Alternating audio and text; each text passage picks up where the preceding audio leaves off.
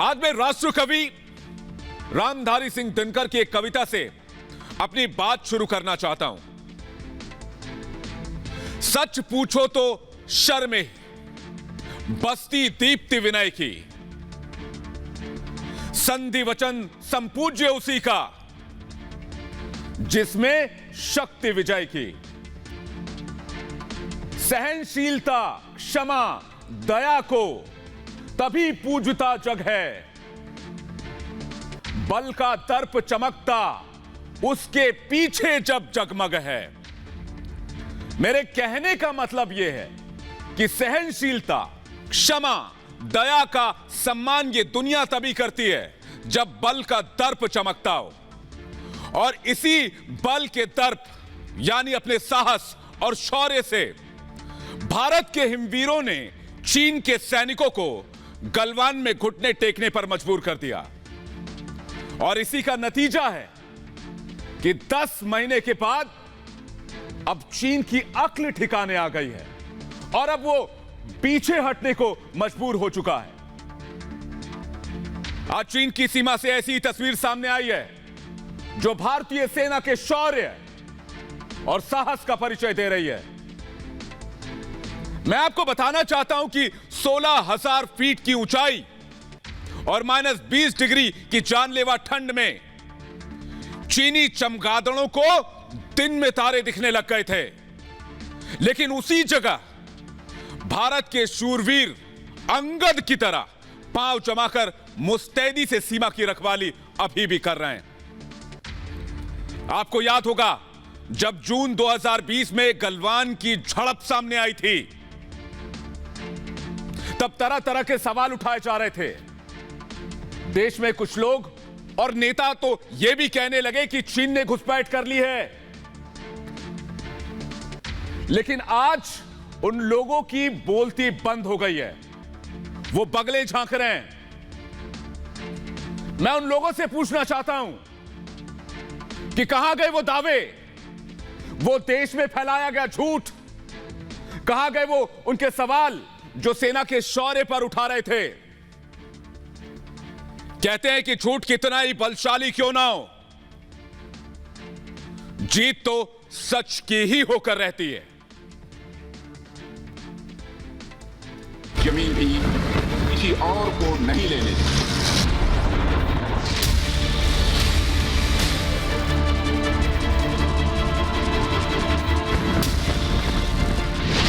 Dragon को भारत का कड़ा संदेश। चीन के साथ पैंगोंग लेक के नॉर्थ एवं साउथ बैंक पर डिसएंगेजमेंट का समझौता हो गया है। चीन को नहीं देंगे 1 इंच जमीन। हम अपनी 1 इंच जमीन भी किसी और को नहीं लेने देंगे। चीन को भारत का करारा जवाब। डिसएंगेजमेंट के 48 आवर्स के अंदर सीनियर कमांडर स्तर की बातचीत हो तथा बाकी बचे हुए मुद्दों पर भी हल निकाला जाए। भारत की दहाड़, चीन हुआ बेहाल। हमने कुछ भी खोया नहीं है, सभापति महोदय। बार बार भारत के सामने सिर उठाने की हिमाकत करने वाले चीन पर भारत ने करारा प्रहार किया है। चीन ने भारत को कमजोर समझने की भूल की थी। अब चीन की किसी भी गुस्ताखी को भारत बर्दाश्त नहीं करेगा। चीन चाहे जितना जोर लगा ले, आखिर में उसे मुंह की ही खानी पड़ेगी। भारत के जवानों के आगे उसके बौने सैनिक भागते हुए दिखाई देंगे। आज देश के रक्षा मंत्री राजनाथ सिंह ने भी संसद से ड्रैगन पर तीखा वार किया। सभापति महोदय, बातचीत के लिए हमारी स्ट्रेटेजी तथा अप्रोच माननीय प्रधानमंत्री जी के इस दिशा निर्देश पर आधारित है कि हम अपनी 1 इंच जमीन भी किसी और को नहीं लेने देंगे। संसद की मेज से रक्षा मंत्री राजनाथ सिंह ने भारत का रुख भी साफ कर दिया। रक्षा मंत्री राजनाथ सिंह ने देश को बताया कि चीन को 3 सिद्धांतों के आधार पर समस्या खत्म करने के लिए चिताया गया। हमने चीन को यह बताया है कि 3 सिद्धांतों के आधार पर हम इस समस्या का समाधान चाहते हैं। फर्स्ट, दोनों पक्षों द्वारा एलएसी को माना जाए और उसका आदर किया जाए। दूसरा, किसी भी पक्ष द्वारा यूनिलेटरली स्टेटस को बदलने का प्रयास न किया जाए। तीसरा, सभी समझौतों का दोनों पक्षों द्वारा पूर्ण रूप से पालन किया जाए। रक्षा मंत्री ने बताया कि भारत के कड़े रुख को देखकर चीन सहम गया है और पीछे हटने को मजबूर हो गया है। पैंगोंग लेक के उत्तर और दक्षिण में चीनी सेना पीछे हट चुकी है। भारत के अड़ने के बाद चीनी सेना के पीछे हटने की तस्वीरें भी सामने आ गई। चीन के बौने सैनिक अपने टैंक लेकर वापस लौटते दिखाई दिए। मुझे सदन को यह बताते हुए खुशी हो रही है कि हमारे इस अप्रोच तथा सस्टेन्ड टॉक्स के फलस्वरूप चीन के साथ पैंगोंग लेक के नॉर्थ एवं साउथ बैंक पर डिसएंगेजमेंट का समझौता हो गया है। रक्षा मंत्री ने साफ कर दिया कि इस पूरे अभियान में भारत को किसी भी तरह का कोई नुकसान नहीं झेलना पड़ा और भारत ने सीमा पर कुछ भी नहीं खोया। पैंगोंग सो झील के पास तनाव वाली जगह से सेना की वापसी हो गई है। चीन को फिंगर 8 इलाके में तैनाती रखनी होगी, जबकि भारत फिंगर 3 इलाके तक तैनाती रखेगा। कुछ आउटस्टैंडिंग इश्यूज बचे हुए हैं, इन पर हमारा ध्यान आगे की बातचीत में रहेगा। दोनों पक्ष इस बात पर सहमत हैं कि बाइलेटरल एग्रीमेंट्स तथा प्रोटोकॉल के तहत पूर्ण डिसएंगेजमेंट जल्द से जल्द कर लिया जाए। कई महीनों के तनाव के बाद चीन की सेना अब सीमा से पीछे हटने को मजबूर हो गई है। भारत की कूटनीति और मजबूत सैन्य शक्ति की वजह से ही ये मुमकिन हो पाया, जिस वजह से चीन बेबस हो गया। चीन की रणनीति को देखते हुए भारतीय सेना ने चीन से दो हाथ करने की जबरदस्त तैयारी की थी। मतलब साफ था कि अगर चीन ने हिमाकत की तो जवाब करारा मिलेगा। चीन ने कभी सपने में भी नहीं सोचा था कि जितने सैनिक उसने उतारे हैं उससे ज्यादा जवान भारत खड़े कर देगा। चीन को यह भी समझ आ चुका है कि ये नया भारत है जो छेड़ने पर छोड़ता नहीं है। Bureau report, Republic Bharat.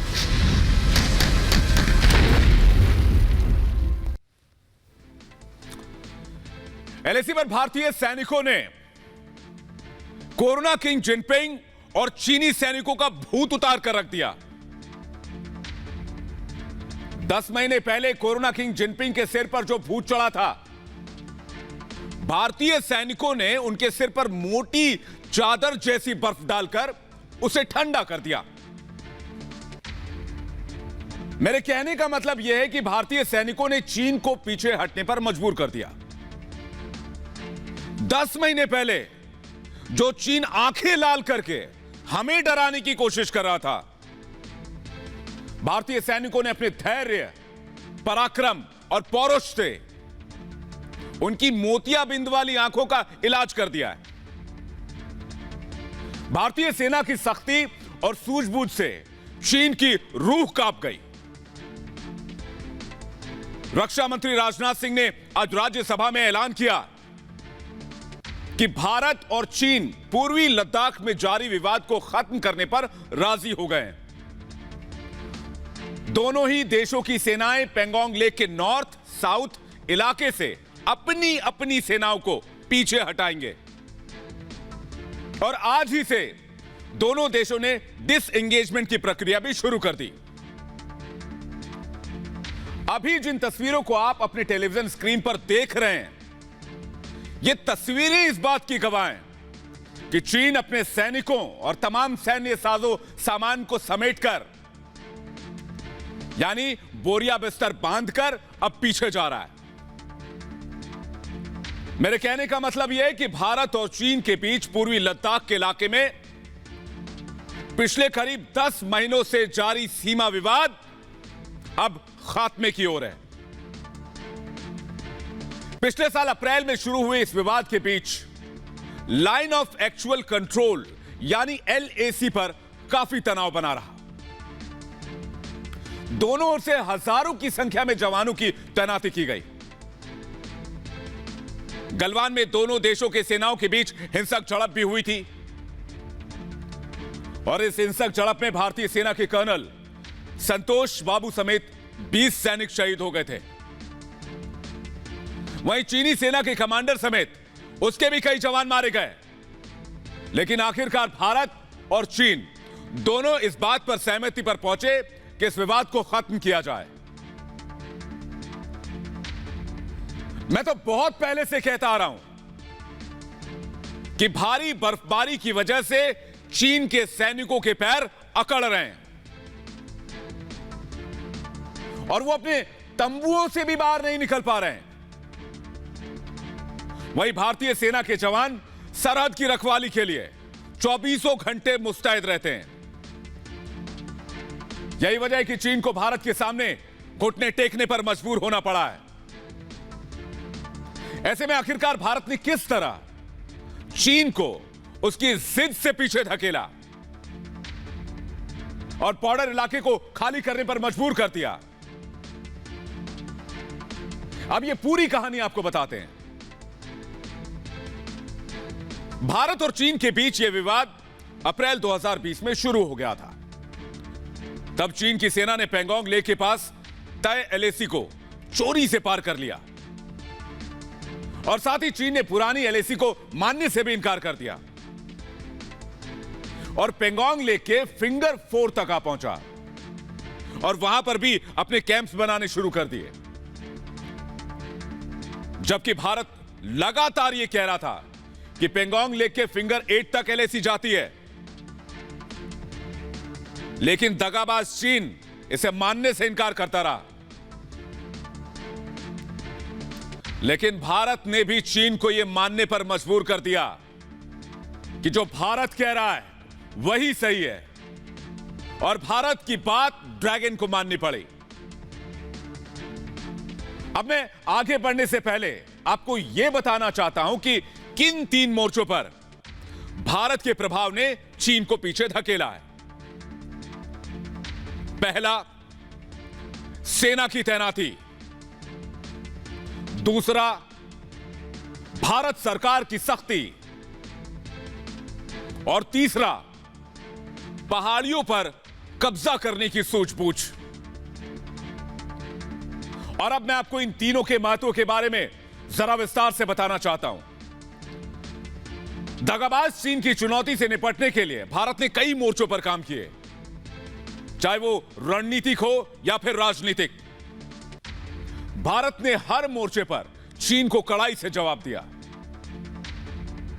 अप्रैल में जब पूर्वी लद्दाख के पास चीन ने चुनौती देनी शुरू की और पहले जैसी स्थिति न लागू करने की बात कही, तो भारत ने भी एलएसी पर अपनी सेना की मौजूदगी को बढ़ा दिया। भारत की ओर से एलएसी पर सेना की मौजूदगी को बढ़ाया गया और चीन ने जब करीब 10,000 जवानों की इस इलाके में तैनाती की, तो भारत ने भी इतने ही जवान एलएसी पर लगा दिए। इतना ही नहीं, मई के महीने में भारत की ओर से चीन सीमा पर टैंकों की तैनाती कर दी गई। वक्त बीतने के साथ साथ भारत ने सख्ती के लेवल में इजाफा करना शुरू किया और सितंबर-अक्टूबर तक सैनिकों की संख्या 60,000 तक जा पहुंची। चीन सीमा पर तनाव के बीच भारत की ओर से type 15 light tanks, infantry fighting vehicles, AH-4 howitzer guns, HJ-12 anti tank guided missile, NAR-751 light machine gun, W-85 heavy machine gun जैसे हथियारों की तैनाती की गई। एलएसी पर भारत और चीन के बीच तनाव जून के महीने में चरम पर पहुंच गया था और इसके बाद हुए हिंसक झड़प में हमारे 20 जवान शहीद हो गए थे, जबकि चीन को भारत से ज्यादा नुकसान उठाना पड़ा था और ऐसा दशकों के बाद हुआ था जब चीनी सीमा पर हिंसक झड़प सामने आई। जमीन पर तैनाती के अलावा आसमान में भी भारत ने अपनी स्थिति बहुत मजबूत कर ली, जिससे चमगादड़ चीन की बौखलाहट बढ़ गई। लद्दाख के आसमान में मोर्चा संभाला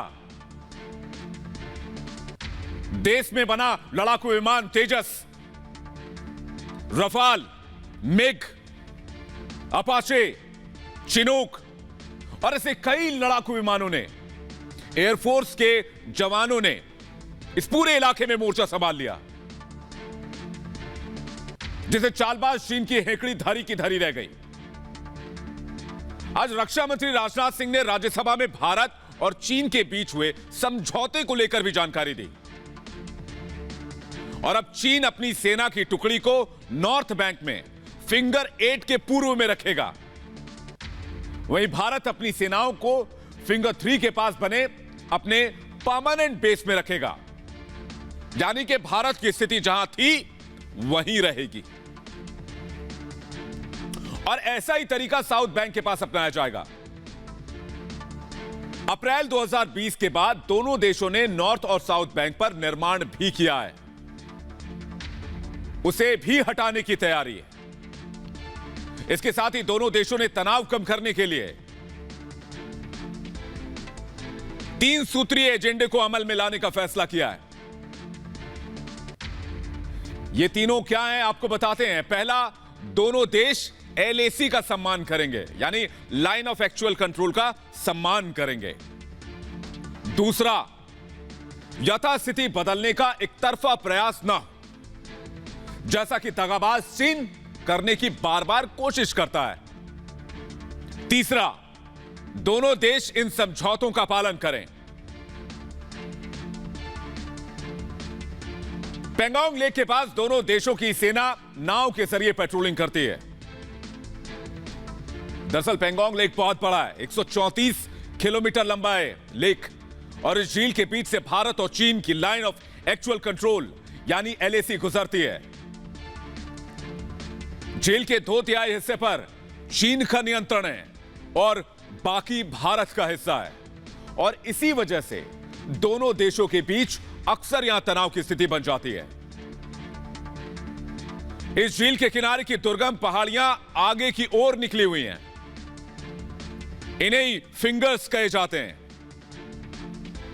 और ऐसे 8 फिंगर्स हैं जिन्हें फिंगर एरिया कहा जाता है, जहां भारत और चीनी सेना की तैनाती है। गलवान की झड़प के बाद चीन ने बड़ी तादाद में इन इलाकों में अपने जवानों की तैनाती बढ़ाई, लेकिन भारत ने मुंहतोड़ जवाब देकर चीन की बोलती बंद कर दी। एक और जहां सीमा पर भारत सैन्य मोर्चे पर चीन मजबूत हो रहा था और लगातार चमगादड़ चीन को वहां पर उसके इलाके में उपस्थिति पड़ रही थी, तो भारत भी उसको मुंहतोड़ जवाब दे रहा था। दिल्ली में भारत सरकार की ओर से सख्त रुख अख्तियार कर लिया गया।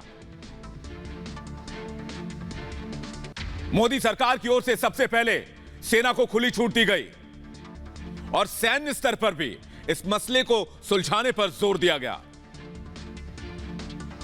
जिसके बाद अब आखिरकार चीन बोरिया बिस्तर बांधकर वापस अपने घर की ओर जा रहा है।